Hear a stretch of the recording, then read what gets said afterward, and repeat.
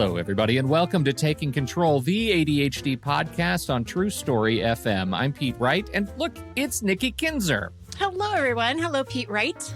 It's like she jumped out from behind a corner. I know, right? Scared me with her podcast wiles. How are you? Feeling good? Happy February. Feeling great. Yes. As we record this, it is the first week of February, and I don't know if you knew this, January is already over. 1/12 of the year is done. Nikki? Wow, 1/12 of the year. How was I almost asked you, how was it? Yeah, let's not. Anyway, let's not do that. It's crazy that time is passing as quickly as it is. And it is also unnerving. It goes by so fast. And I think this whole conversation that we are going to have today is apt, especially when I think about the nature of time passing. We are talking to Dr. Sharon Saline, a dear friend of the show, and a fantastic number one person, about self-compassion and ADHD. And for me, this conversation is all about the language that I use with myself when I feel like I am not good enough, I am not capable enough to handle whatever is in front of me. And when time starts to feel like it's passing, it's real easy for that language to sneak in, right? For you to say to yourself, my goodness, I can't get it done in time. It's just yet another way to reinforce language of shame. So Sharon is here, and she is going to talk to us and give us some tips to make positive reinforcement and that reinforcing behavior a practice, a habit, a cause. I love it.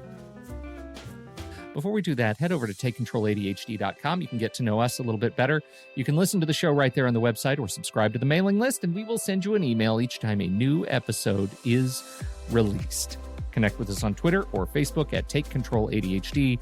And, hey, I've said it before. I'm going to say it again. We have this way for you to support us, and it's called Patreon. Patreon.com/TheADHD podcast. It is listener-supported podcasting. If you like what we're doing here, if you appreciate what we are doing with all of the stuff we're doing with the podcast, with all the episodes that we're doing, with the guests that we try to get on here to talk about important topics with your ADHD, with the community, the Discord community that we have going on, if you appreciate all of that stuff, we sure would appreciate you heading over to patreon.com/TheADHD podcast and demonstrating that appreciation with a few dollars a month. You'll get access to super secret channels in Discord. You'll get access to the live stream of this podcast. You can join us and watch right along on video as we record these episodes with our guests. You also get access to extended editions. You get the raw live stream audio so you can get all the questions that we ask the guests after we finish the actual recording proper. It's a great deal. Patreon.com/TheADHD podcast to learn more.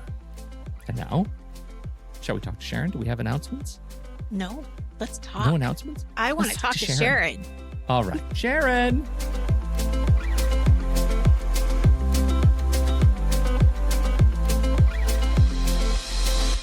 Dr. Sharon Saline specializes in an integrative approach to managing ADHD, anxiety, executive functioning skills, learning differences in mental health in neurodiverse children, teens, adults, and families. And she joins us again today to talk all about living with ADHD and still managing to find a dose of self-compassion under the weight of it all. Sharon, friend, welcome back to the show. Thank you, Pete, friend, and Nikki, friend. Well, welcome. I'm so excited to have you. And I appreciate you taking the time out to talk to us, especially about this topic, because it's so relevant in everybody. But ADHD folks, oh man, are they hard on themselves? So hard. So let's talk about why, compassion, self-compassion, and even, I think self-compassion and its very close friend, radical acceptance. These two are very important for people with ADHD. And part of it is because from early on as a kid, you get messages about what you could do differently. Your name is called. You need to do this or stop doing that. You're aware that you can't follow conversations in the lunchroom or at recess. You're overwhelmed, or maybe you think something's really funny and other kids don't. And so over time, what happens is that you develop a kind of vigilance, hypervigilance about yourself. Like, when is the next time that I'm going to do something that isn't the right thing? And you can't see me all, but it's like my hands are doing the quote thing. The right thing to do. When am I going to make a choice or engage in an activity and get negative feedback or criticism or feel rejected? And so over time, we become critical of ourselves. We internalize that negative voice. It's in terms of internal family systems theory, if any of you are familiar with that, it's that part of ourselves, and there are protector part of ourselves and there are other parts of ourselves, but in a way we use that negative self-talk to sort of deflect before someone can do something, or as a way to just say, this just confirms that I really am not smart, that I'm really not attractive, and that basically, I stink, kind of a thing, not smell, but, the other, or I'm a loser. I don't like to use that term, but that's what people say to themselves. And kids will say to me, it's because I suck. I'm like, oh, really? I don't hear that. So we want to start to learn how to practice self-compassion and self-forgiveness, to shift away from proving yourself, from judging yourself as less than, from seeing yourself as unworthy, to accepting yourself, that kind of radical self-acceptance, warts and all. Because to be able to laugh and to be able to see that we're going to stumble as part of living makes us human, right? And it kind of levels the playing field. And I think a lot of people with ADHD feel like the playing field is not fair to start with, and that they're at a disadvantage.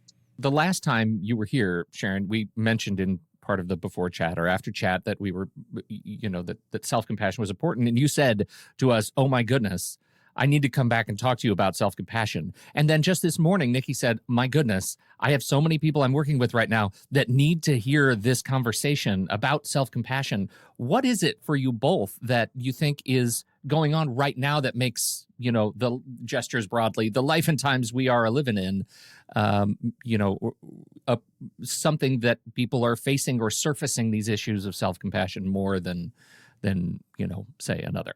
The wear and tear of COVID for 2 years, we're now, about to start year 3, has really worn people down. And it's beyond COVID fatigue. It's resilience fatigue. It's like, how many times can I reboot? Can I pull myself up? Can I pivot? And for those of us who live in wintry areas, it's even more difficult. I know here in the Northeast, we've had an unusually cold January, temperatures at 0. That is also a little bit disconcerting. You can't kind of go out. We can't really socialize in the way that those of us who are practicing particular COVID safeties are how we were before when we went outside. So I think there's isolation. I think there's discouragement. And I think that there's intense and increased anxiety all around about life. And so this would then, for people who run on the anxious side, and a lot of people with ADHD do, that would mean that they also may run on the self-critical side. I'm worried about an outcome that I'm where I don't have certainty. And so if I don't have certainty, how that means that I could make a mistake, and the result of making that mistake could be any different level of humiliation or regret or shame or belittlement. It's just, the list kind of goes on. I definitely agree, especially with a client that I'm specifically thinking about. when you are isolated, and like you said, the weather right now is really, you can't go outside in some parts because it's so cold. And so this one particular client is in this small 1-bedroom apartment, and she has to deal with some RSD factors from a job. And what I see, and this is on top of mind just because I've been working with this particular person this week, but it's not only when is this going to happen, there's just this assumption that I am a bad person. I can't do this. I am never going to find the right job. I am not made to be a project manager. I am not made to, and so there's this automatic, just not even when, it's just, this is who I am. And trying to break through that is really difficult. And I mean, I think that there's a lot of factors. I mean, just the like you said, meanness. There's so much meanness. And it's sad. It breaks my heart. Well, and I think that really connects for me in my experience with any sort of lack of self-compassion. Going through a hard thing, it is getting progressively easier to internalize that I am, when things are hard, that I am incapable of handling hard things. Not that it's hard right now and I have to learn new things and figure out how to do them, which is what I say to myself on my best days. But in those quiet times now, it's that resilience fatigue that, and to your point, Sharon and Nikki, to this hyper personalization of badness that I have to fight that self-talk, that language, that it's not me, because my instinct is that I'm incapable of doing these things. And I say that also in air quotes. I'm incapable of this right now. And that's what my lack of self-compassion looks like. And that comes from, years of receiving criticism and negative feedback that we all receive throughout our lives. But when you are wired in a different way than some of your other classmates, or when people don't understand ADHD or learning disabilities or twice exceptionality or ASD, there's a way in which kids don't feel met. And because they don't feel met, then they actually start to criticize themselves. Like, what is wrong with me that I can't blah, blah, blah. And we carry that into adulthood. So I'd like to just say a few things about what is self-compassion. So Dr. Kristen Neff, who is, leading international expert on self-compassion, says that it's composed of kindness, of treating yourself with care and understanding instead of harsh judgment. It's composed of common humanity, understanding that you're part of a larger whole, and that not all suffering is the same, but that all humans experience pain and suffering in some way that's worthy of empathy. So you may suffer in a particular way, my neighbor may suffer in a particular way, I may suffer in a particular way, and all of those are different. But the experience of suffering is something that we share, despite our socioeconomic, racial, religious, gender orientation differences. So the third component is mindfulness, the ability to be with things as they are and steer clear of avoidance, denial, or minimizing. So self-compassion means asking yourself, what can I do to help you? Me, what can I do? Putting your hand on your heart and saying, what can I do to help you? Instead of what's wrong with you that you're feeling X or that you did Y. It's about acknowledging that you're in pain, that you're having a hard time, and trying to alleviate it, not ignore it, not turn away from it, but face it and treat it like you would treat a third grader with a skinned knee. We say things to ourselves all the time as adults, and even teens do this, that you would never say to a third grader with a skin knee. And we're so mean to ourselves. Oh, it's so true. A couple of times this last month, I've had a couple of clients who've been sick, some with COVID, and there's this expectation that they have to continue doing what they were doing before they were sick. Oh, yeah. And what you just said is such an eye-opener. Like, why you would not tell your third grade student or child or whatever, oh, you just push through it. Keep going. Right. Exactly. I mean, it's so true. I mean, you stop fighting with yourself and you start embracing and soothing yourself.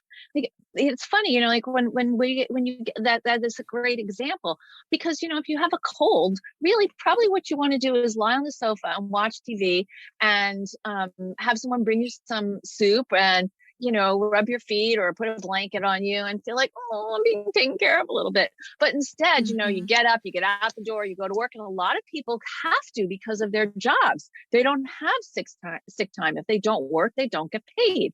And so this just sort of feeds that stress and empties out that bucket of reserves, so that when you get to a time when something doesn't work out, you don't have anything in your bucket to be able to say, okay, I'm going to pause and be kind to myself. I'm going to take a drink of this lovely, beautiful spring water here in my bucket and refuel my tank. I can't do that. And so what we do then is we are just hard on ourselves. And we also, in this process, particularly people with ADHD or who are, uniquely wired, feel like they're alone. Nobody else is going through this, but you're not. You're part of a community of people. You, Nikki and Pete, create and foster and hold an incredible community of people. And so, I have been wondering, like, is there even normal anymore? I've been thinking that we really need to think about our brain types in the way we think about gender or race or religion, with a diversity umbrella. That's what neurodiverse is. There's a difference between that and neurodivergent, which are, specific brains who are uniquely wired. So we're supposed to get things wrong, air quotes, in life. We're supposed to try something, stumble, you regroup, try it again, or pivot. That's part of what learning is, and living is part of learning. And so I think it's really important, not just when we think about compassion, to think about treating ourselves with kindness and being mindful, accepting things as they are, but to remember our common humanity so we can normalize, I'm not the only person who struggles with this. I'm just imagining, like, the sort of visual metaphor I'm dealing with right now as I'm listening to you talk is all about my reduced capacity for that resilience that you're talking about, which makes, do you ever watch Seinfeld? Were you a Seinfeld fan? Hello. Yes. Forget it. Right. Of course. So there's this episode. You know how old I am. Of course I did. Jerry is dating this woman who is really, she has some strange sort of capacity for dealing with hard things. And the end of the episode, she gets a phone call that her grandmother has just passed away, and she hangs up the phone and she says, "Yeah, my grandmother just passed away." And Jerry says, "What, aren't you sad?" And she says, "Yeah, I mean, I'm really sad." And then it, like, immediately drops the hot dog on the floor and starts weeping. Right. This woman starts weeping. And that in the show is the joke. Like, this is a person who's miswired for grief. But that's what I feel like right now. Right. Like, I like, just that reduced headroom for hard things means that, I'm out of gas by the time I drop the metaphorical hot dog, and I have nothing left to handle because of, again, gestures broadly. And so, your point about kind of reassessing what the new normal is like, that hits me right in the chest, because my new normal has never been further from grasp. Like, I reach for what feels normal, and it's just like a sprite. It disappears, and I have to go search for it again. Well, this is very interesting, because when when we think about trauma, many of the things, when we treat kids with trauma, there's a huge movement now towards trauma-informed care. And what trauma-informed care asks, it asks a question, which is different than the question we'd asked before. Before, the question was, why are you acting this way? What's wrong with you that you're acting this way? And now the question that we ask is, what's happened in your life that's led you to behave like this? What's happened in your life that's led you to having these emotions, to being worn down? What could you do differently? And I think right now, particularly when we're treating ourselves with more compassion, we want to ask ourselves, what kind of support would be helpful, and how could I ask for that? What would it look like? And to be curious rather than condemning. We condemn ourselves for the things that are not this or not that, and these all come from very deep-seated, limiting core beliefs. I'm deficient in some way. I'm not enough. I don't measure up. I'm not smart. I'm not pretty. I'm not athletic. Whatever it is, you can put that in, but there's a core of deficiency. So I'm curious that when you're in a place where you're saying those things, how do you challenge it? I'm so glad you asked that question, because I was thinking, we're kind of in this dark corner here now. I gotta get us out. And so I think what you want to do is to identify your stinking thinking and what to say back to it. So you are not your thoughts, right? You are the one who is aware of your thoughts and believes them. And that's that mindfulness piece. It's like you are the sky and your thoughts are these clouds. Sometimes they're dark and stormy. Sometimes there's a tornado. And sometimes it's a beautiful day. Sun is shining and there's no clouds at all, or they're fluffy. Okay. So you are your thoughts, but you are not your thoughts, but you are aware of them. And you're the one who chooses to believe them or not. So you could choose not to believe something and say, oh, wow, you know what? I'm noticing I'm being mean to myself. This takes a lot of work, because you have to notice your behavior, which is an aspect of metacognition that is so hard for so many people, particularly with ADHD. So one thing that I think can help is to really focus on the compare and despair behaviors and thoughts. So compare and despair is, I'm looking sideways and I'm seeing what other people are doing. And I look at myself, I look over there and I look at myself and I think, oh, that's not as good. And I look over on this side and I think, oh, look at that. And this is not as good. We want to look back. We want to look from where we came as individuals and forward to where we're going. Okay. Stick your focus on where you've come from and where you want to go, rather than what other people are doing. We spend a lot of time in our lives, and this is people with and without ADHD. This is all of us, using our phones as if they're documenting the truth of everybody's lives. And they're not. I don't know about you, but people don't seem to put on Facebook like when they have a really bad pimple, or, they've had a crappy day. Yesterday I had kind of a crappy day. I didn't post anything. In fact, I don't post a lot, but that was a private thing. I wouldn't want people to know, oh, I had a crappy day, except my friend. I told her I had a really crappy day. But, really, I probably should. Like, boy, this day was really crappy. And other people are like, hear ya. You can do that.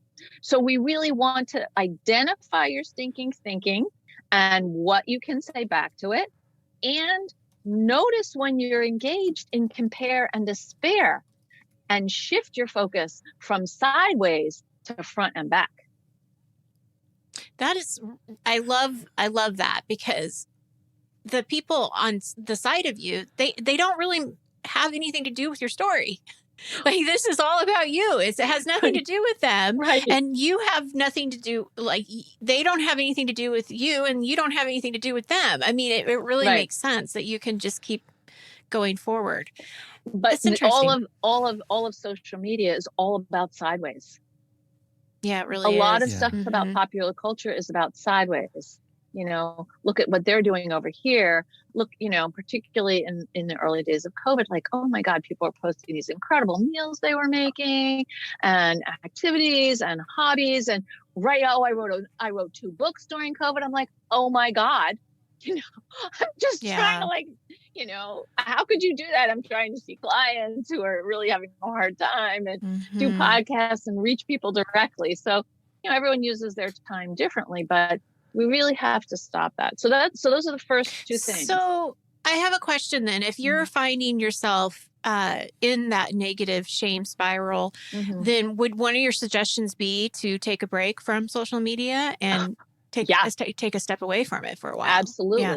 Absolutely. I mean, I think right now, because we are all fragile, more fragile than typical because of what we've been living through, that we want to be really careful about where we direct our attention in terms of social media. It can be very dangerous. People can post pictures of how happy their grown kids are, or, my child is going to this college, or my husband got this incredible promotion, and you're going to be in compare and despair. Why isn't that happening to me? Why does that not, instead of, okay, well, good for you. Let's see, where was I yesterday? Where am I today? And I think it's hard to say, or instead of that isn't the same kind of, excitement, like, oh, yesterday I was in the same place I'm in today. Where was I 6 months ago? What was happening 6 months ago, and where am I now? And that I think is something that can be helpful, because shame spirals are really toxic waste dumps of self-loathing. That's what they are. It's just, they block self-compassion and they block forgiveness, because you're blaming and you're criticizing yourself in ways that you've probably internalized through your childhood and adolescence, that you've heard other people talk to you about, and now you've adopted this voice. And that is the part of you that somehow we have to move beyond. In a way, we have to basically put our arm around that part and say, thank you for serving me. I don't really need this anymore. How do you turn this into a practice? I'm thinking, if I'm listening to this, I'm thinking, okay, this is obviously not something that I need to do just the one time. I wish that I could just put my arm around it and say, take a hike. I'm moving on. Yeah. But this feels very much like this is yet another thing that we can't do just once, right? We have to figure out how to integrate this in the way we think and see and sort of live and love in the world. How do you shake free of that yoke and move toward? Well, I think the way that you do that is by strengthening mindfulness. And mindfulness isn't just about medication. Mindfulness isn't just about meditation or yoga or Tai Chi. Those are all ways of practicing mindfulness. What mindfulness does is to help you be aware of where your attention is directed. Like, where is the spotlight of your attention? If you were wearing a headlamp, for example, where are you directing your attention? So what we want to be able to do is to think about the parts of yourself that you like and write those down. And I put them on my computer. And again, you can't see because you're listening, but I want to tell you that I have like a nice rainbow of little Post-its on my computer that say things like, be the lighthouse, spread the light, or quit taking it personally, or, you can't be anxious and grateful at the same time. So think of something. Now, those are not necessarily things I like about myself, because I think that's too embarrassing for me to share with you here. But what I would do is I have these, little affirmations. But you think about a couple of things that you like about yourself and write them down in a journal. And think about some things about yourself that are you don't really like about yourself, but you want to get you want to turn down the volume on those. So I know you might say, for example, okay, one of the things I like about myself is that I'm friendly. That's hard to do in COVID, right? So it's hard to express that. So what I don't like about myself is that I can catastrophize things. So how do I notice that? Because I can get into a negative loop and things can seem like this is going to be bad, or that's not going to work out, or whatever. And the part of me that's kind of friendly and bubbly and likes to connect with people is actually submerged by the catastrophic thinking, because it's negative and it pushes people away. So I want to try to stay in balance. So what I need to do is sort of notice, listen, pay attention to my mood and my words, and try, when I'm doing that, to say, oh, that's a flag. I'm being kind of negative. This is a good opportunity for me to do the flip side, which is to actually reach out to someone and be more of my friendly self, to counterbalance and turn that down. So, I wish I could say, oh, I want you to do 1, 2, 3, and 4, but it's very personal. So, could you name the part of you that's kind of critical and mean to yourself? And, maybe find, go online and find a funny picture of a cartoon character or something. And then you can learn how to talk back to it when it shows up. That's the first step. Notice when it shows up. Notice when your thinking is that way. And then with compassion saying, thank you very much. I'm not going to listen to you telling me that I'm not smart right now. That's not helpful. I'm in the middle of a meeting. I need to pay attention. That's what hits me, is that I have to figure out, that practice means making the positive, that the self-compassionate voices louder than the negative ones, and doing it enough every day. It kind of reminds me, Pete, of the presentation we did for the conference around joy, like really looking, for your joy. You create it, you look for it, you find it. And so when what you were saying reminded me of that, like, okay, here you are having all of these negative things going through your head. What would bring you joy right now?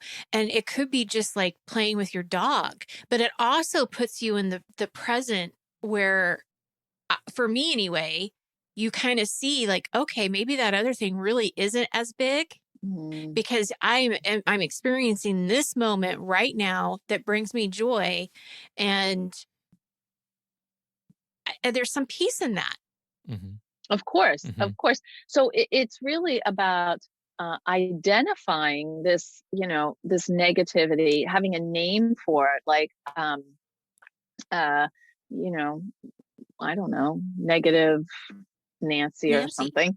And, my friend and I this year, we've decided, it's 2022, we have a peppermint patty club. And I don't know if you remember Peppermint Patty from Charlie Brown, but she was always pretty positive. And so we call each other up. So I have my accountability buddy, and we call her up. I'm like, hey, I need a Peppermint Patty minute, because I feel like I'm negative Nancy right now. And so that can help you. I think being able to write down some things that you like about yourself, so that when you are feeling bad, you can turn to that list and be like, okay, I know that the negative voice, like, here's what the negative voice tells me, here's what the positive voice tells me.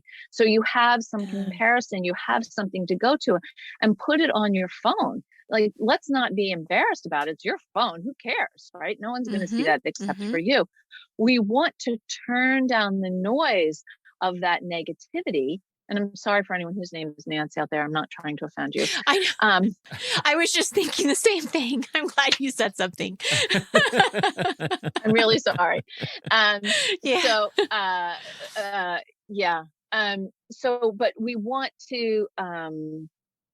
we really want to be able to start to turn down the noise on that and turn up the volume on, I'm a whole person. There are parts of myself that are not my favorite parts. There are parts of myself that I really love. I'm learning to be okay with the whole package, and I'm good enough as I am. And that is practicing self-compassion. So you identify your stinking thinking, which there you go. There's no Nancy in that term.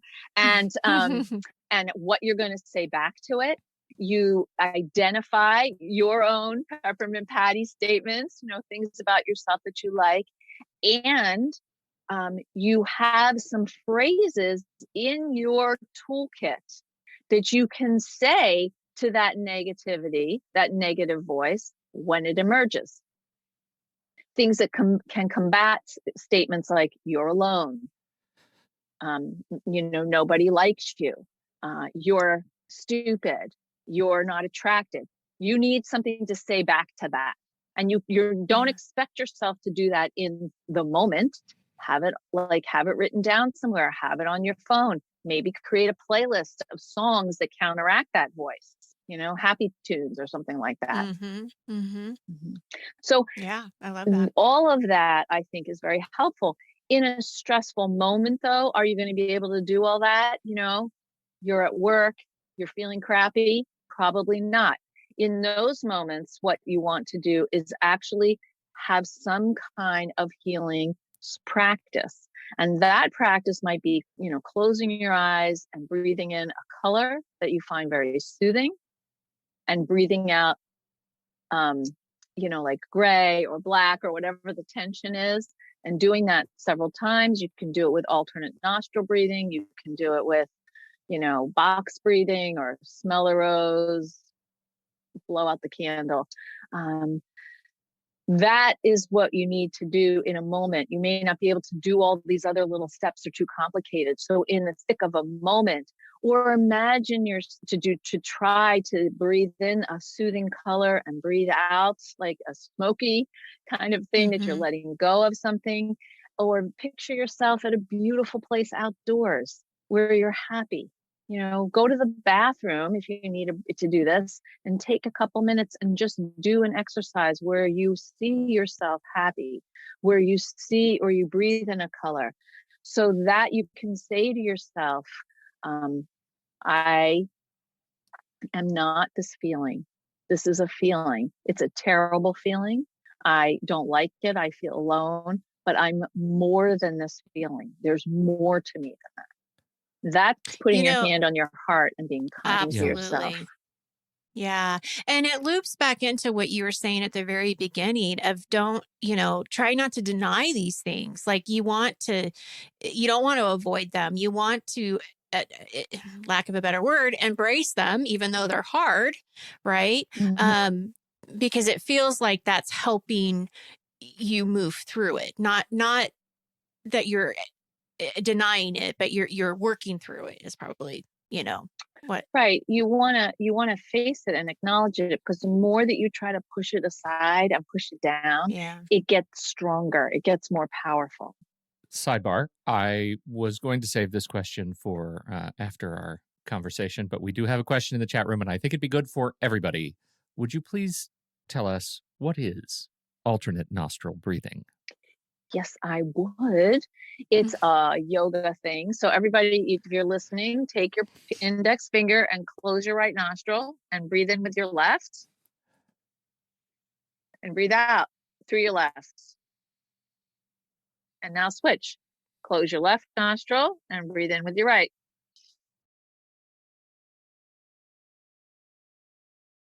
And you do it several times. And what does that do for us? I have no idea, but it calms your nervous system. I love it. Well, I think it would. I mean, just from my own experience in this, 2 seconds that I did it, it makes you really focus on the breathing. Like you can't think of anything else. That's right. Yeah. You're focused on the breathing, and you're breathing deeply, because you don't get as much air when you close a nostril. Right. So you have to breathe more deeply. And actually, I find that kids with ADHD really like this. It's like, oh, Dr. Sharon, I have this in my nose. Oh, yuck, where's the Kleenex? And I'm like, cool, get it out there. Yeah, let's have a big nose blow, So that's a very helpful technique. Harder to do when you're in public because your fingers at your nose. Yeah. So sometimes I encourage you to put your hand right on your chest. Some people do belly breathing, but again, people don't always feel like having their belly.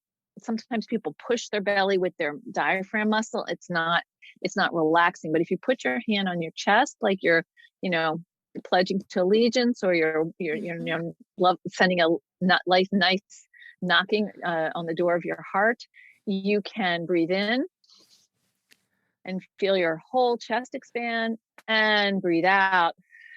You breathe into the hand on your chest. One of the things that I like to do too when you're doing that is I think it's the tiger breath, where you just like, when you exhale, you're just like, there's this like relief of like, and I imagine like any kind of stress or tension is that black smoke that you're just like, blowing out as hard as you can outside of your body. I love that idea. Sometimes you can, even if you're by yourself, you could breathe in really deeply and then let out a noise like, oh. Yeah. And at the end, like, you're like, oh, whoa, look at that. I'm like, I feel a little bit of better. Space. I feel some, right.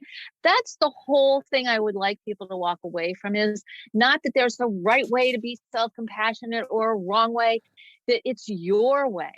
And that there are tools that are where you ask yourself, how can I help you? How can I help me? What am I feeling? You're acknowledging what's going on, and you're trying to alleviate it by embracing and soothing yourself. Right. And so that's why it's important to have some phrases. Like for me, I say, I'm doing the best I can with the resources I have available right now. And sometimes that means I'm not going to do a great job because I don't have a lot of resources. Right. But I'm doing the best I can right now. That you can. And one of the things I always say is what's my intention? And my intentions are always good. They're always good. And that helps me, get through certain situations where if I'm, I don't know, but that's just something that I think about definitely that helps me get through. Or I'm more than my mistakes, because we are, or it's natural to make mistakes, or everybody stumbles at some point. So to have a couple of those phrases that you can pull out of your back pocket in those moments when you're, wrapped up in compare and despair, or a shame spiral, or you lost it with your kids and you're like, I'm a terrible mother. What you want to say is, you know what? Everybody makes mistakes sometimes. Everybody stumbles. That's not a pass for abusive behavior in any way. And that's not what we're talking about today. I'm talking about the normal kind of typical everyday stumbles of, I lost my temper. I missed the deadline on something. I went out to get milk to the grocery store and I got everything except milk, any of those kinds of things.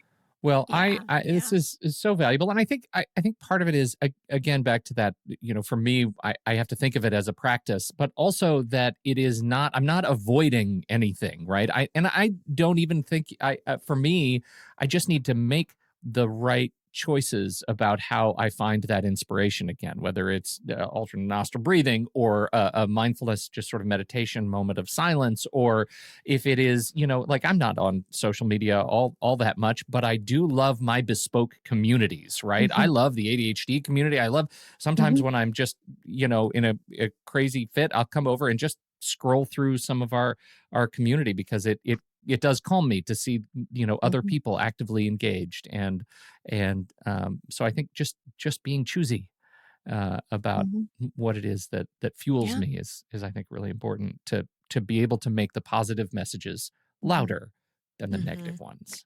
And to be able to say to yourself, and these are very, very, very common, but may I be safe? May I be happy? May I accept my limitations with grace? May I live with ease? And to wish that for other people. May you be safe. May you be happy. May you live with ease. Some of the more traditional Buddhist teachings are, may you be free from suffering. So we really want to have some things to wish for ourselves, as in this process of self-compassion. And I do want to say one thing about forgiveness, because the self-compassion and self-forgiveness go together. And that's, I think, why Dr. Neff talks about the idea of common humanity. We all, every one of us, have to practice some forgiveness in aspects of our lives, whether toward us, toward ourselves, toward our partners, towards our children, towards our parents, our friends, our colleagues. We have to understand this idea that we are all one common humanity. We suffer, we stumble, we eat, we sleep, we go to the bathroom, we experience joy and fear and anger.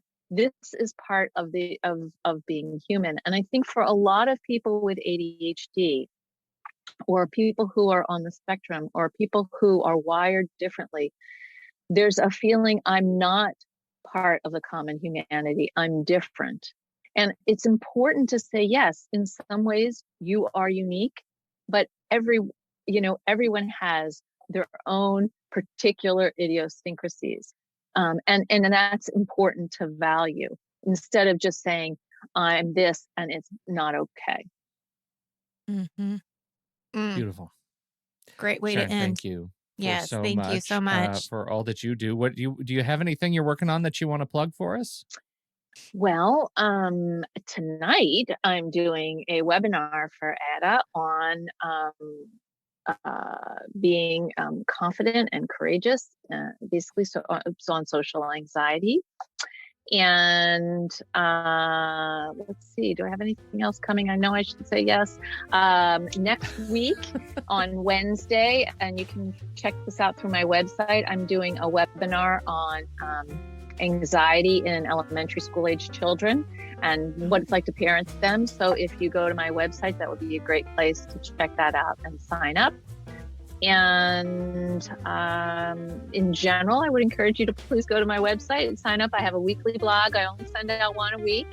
I don't like to bother people. You can connect with me through Facebook, as well as LinkedIn and Twitter. And every Friday, and that includes this Friday, I do a live event for Attitude Magazine, attitudemag.com. And this is an incredible community of people all over the world who live with ADHD and ADHD friends, like anxiety or depression or learning disabilities or autism or oppositionality. So it's a great way to kind of come together and hear from other people, and there's a topic and we discuss it, and I try to answer your questions. So please join me for any and all of those things. Fantastic. Wow. All of the That's links great. in the show notes. Please click on them with abandon. Thank you, everybody, for hanging out with us, for downloading and listening to this show. We appreciate your time and your attention. On behalf of Nikki Kinzer and Dr. Sharon Saline, I'm Pete Wright, and we'll catch you right here next week on Taking Control, the ADHD podcast.